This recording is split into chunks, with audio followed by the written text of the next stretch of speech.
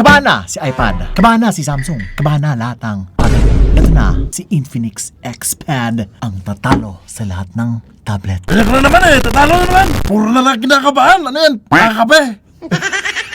Malakas yung kape. Malakas yung Cobra, no? Nakasting ata to But what does not sting is the price of this thing. At saka grabe ang specs, guys. Unang-una, sasabi ko na, naka-Helio G99 siya, pero meron po siyang LTE. 4G na po siya, hindi lang Wi-Fi. And for something less than 9,500 pesos, no other tablet will give you this kind of specs. Okay, so meron siyang 4 speakers, stereo sound system. Naka Full HD Plus, 11-inch display na yan. Very bright yung display niya. Ang bilis kapag ka nag-split screen. Sobrang seamless. Parang naka-iPad talaga. Naka 7,000 mAh battery. And guess what? On top of the 4 speakers, meron pa siyang dedicated headphone jack. Also, 8256 na rin siya. Grabe, ang dami mo pwedeng ma-download dito. Kung wala kang Viva Max subscription, mag-Telegram ka na lang.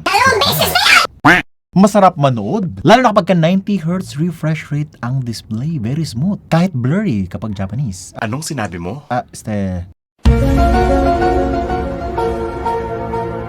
Look at this dude. Wait till you see the... Basta yun.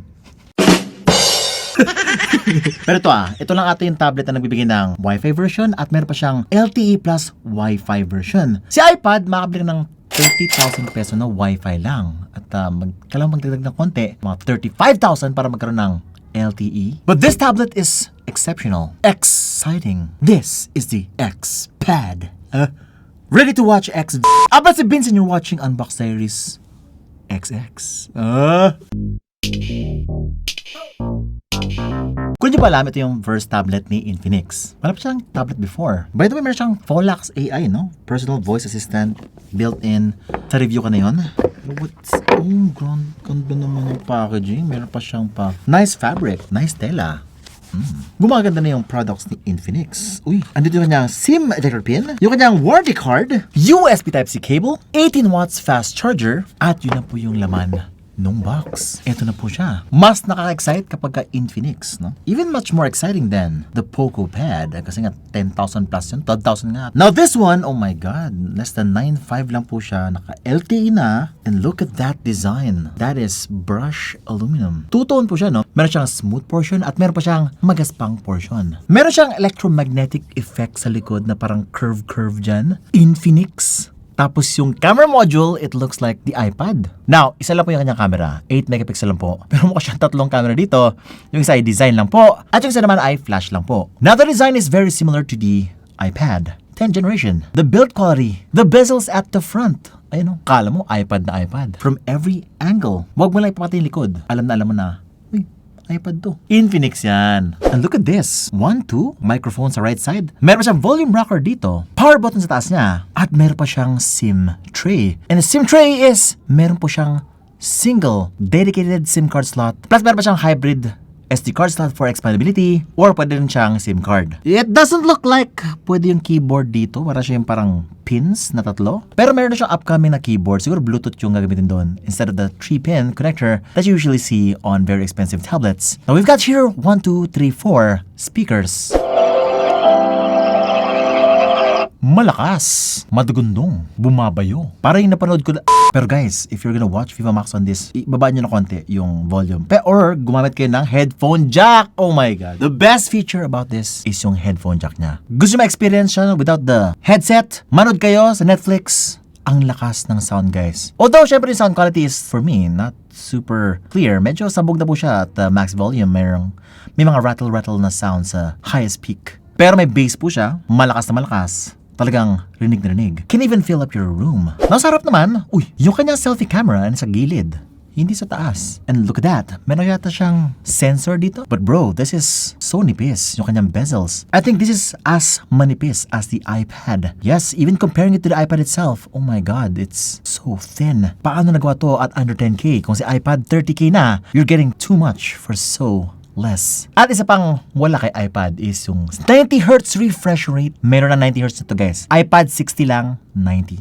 And touch sampling rate umabot ng 180 Hz. Very responsive. And look at this! Guys, kapag ka nag-swipe up ka, it reveals a panel. Hindi siya nag-take up ng whole space. Konting-konti lang. At sobrang linis na kanya software. Para siyang vanilla Android. Walang bloatware apps. Walang silly games or casino games. Okay. Ang meron lang dito is puro Google Apps.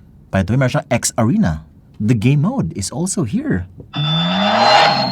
Ooh, boom. Guys, a full-blown game mode dito. Now, that's something that you should be looking for sa isang tablet. Kasi may ibang tablet, guys, walang game mode. You know what this means? It means meron siyang capability to block all those annoying texts, calls, meron kang privacy. Meron kang focus sa inyong game. And this is a complete X Arena. Kompleto sa settings. You also get the RAM and ROM, the CPU information, and you will get the performance mode as well to boost yung kanyang performance in-game. And look at this. Meron na siyang, ito yung hinahanap rin ng mga tao. A tablet is not complete without split screen. That's why I tried it out.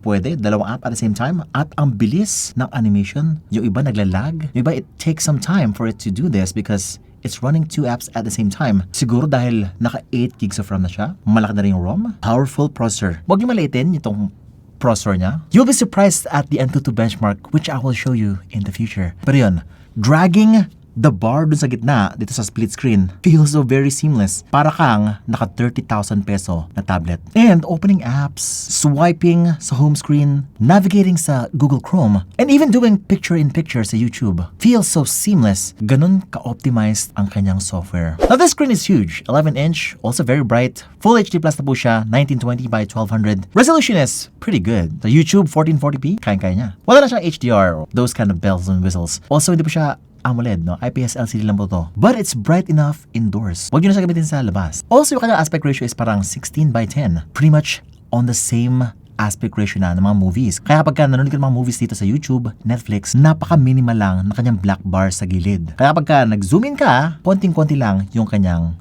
pagka-zoom in. Parang hindi masyadong pixelated kapag ka ginawa mo yun. This is actually the perfect aspect ratio for watching movies. But for reading content or working on spreadsheets, Word documents, siguro you might want to look elsewhere. Pero kung browsing na naman, ang ganda. Very tall. So much information being showed in one page. Yung screen size really helps with pictures, viewing pictures sa social media. Tsaka napansin ng videographer ko, guys. Christian. Kaya Christian? Si Christian, no? Napansin niya na kapag ka nag-recent ka, tinold mo yung pataas, yung screen naka-full screen dito. Tapos dito, maliliit lang na thumbnail. Very good, very optimized siya. Na meron sa mga AI features dito, which I will cover in my full review. Also, my full review, yung Antutu benchmark. Pati rin yung mga gaming, yung experience, yung mga settings nila, doon na yan sa full review ko. Pero sa camera, guys, ano yung camera niya? Meron siyang 8 megapixel front camera, 8 megapixel rear camera. Ito po yung tsura niya. Time to do this. Siyempre, marami dyan mahilig talaga mag-picture with their tablet. Sino ba hindi? Kasi, for example ako since malaki yung screen, kitang-kita ko lahat. Ginagamit ko siyang mirror, guys. So, kunwari, meron something sa ilong ko.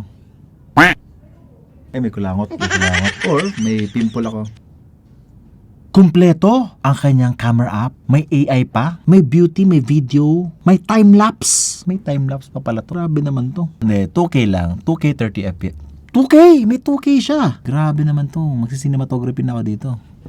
Now, the pictures on this thing is pretty okay, no?